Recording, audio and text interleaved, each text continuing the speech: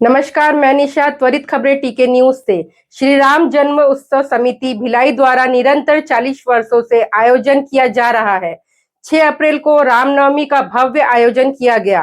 इस भव्य आयोजन में भिलाई वासियों की सहभागिता के लिए समिति द्वारा लगातार तीसरे वर्ष भी एक मुट्ठी दान श्री राम के नाम अभियान चलाया गया।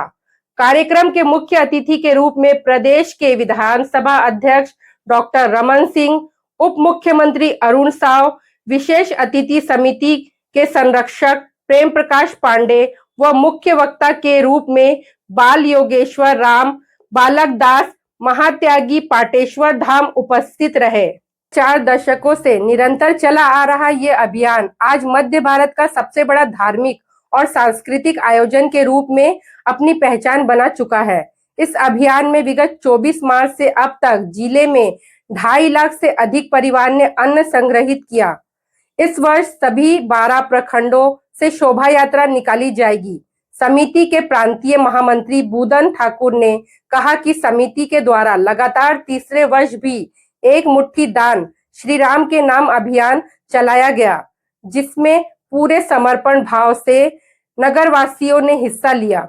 इसी तरह सभी प्रखंडों ने बुजुर्गों एवं दिव्यांगजनों ने प्रभु राम के प्रति अपनी अटूट आस्था दिखाते हुए इस पुनीत कार्य में अपनी सहभागिता दी।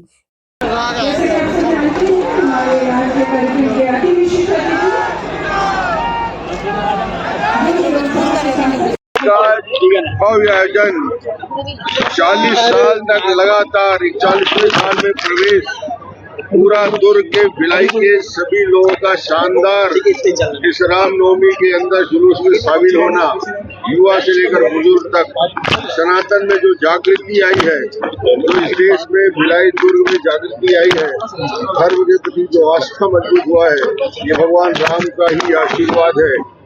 राम जन्मभूमि का ही 500 साल का संघर्षपूर्ण इतिहास रहा है। भगवान का आशीर्वाद हम सबको मिलता रहे। भगवान की कृपा से छत्तीसगढ़ सुख शांति और समृद्धि में आगे बढ़े, यही सब प्रभु से प्रार्थना करते हुए और आप सबका जिन्होंने आयोजन में यहाँ आमंत्रित किया, हृदय से मैं धन्यवाद देता हूँ। बीजेपी के स्थापना दिवस बीजेपी के स्थापना दिवस गाँव तक मनाया गया। मंडल पंचायत ब्लॉक में सभी जगह घरों में ध्वजा फहराने का काम। अब ये स्थापना दिवस निश्चित रूप से एक कार्यकर्ता के लिए गौरवशाली दिन रहता है। हम सब उपस्थित होकर इस उत्सव के साथ हमारे स्थापना दिवस को मनाते हैं। 500 साल के बाद हमारे भगवान रामलला स्वतंत्र होकर सिंहासन पे विराजमान हुए हैं। समिति का कार्यक्रम 40 साल से यह प्रेम प्रकाश पांडे जी के नेतृत्व में राम जन्मोत्सव समिति, उनके सभी साथियों के अथक प्रयास से यह आयोजन होते आ रहा है। मैं कई वर्षों से आ रहा हूँ। निश्चित रूप से इसकी भव्यता बढ़ते जा रही है। लगभग 100 से ज़्यादा मंदिरों से, पवित्र स्थलों से यात्रा शुरू होती है और एक समूह में यहाँ पर इस आयोजन के साथ समापन होता है। मैं इस राम जन्मोत्सव समिति के साथियों को बधाई तो देता हूँ, लेकिन सभी श्रद्धालु जनों को, सभी जन को राम जन्मोत्सव की बहुत सारी बधाई और ढेर सारी शुभकामनाएं देता हूँ।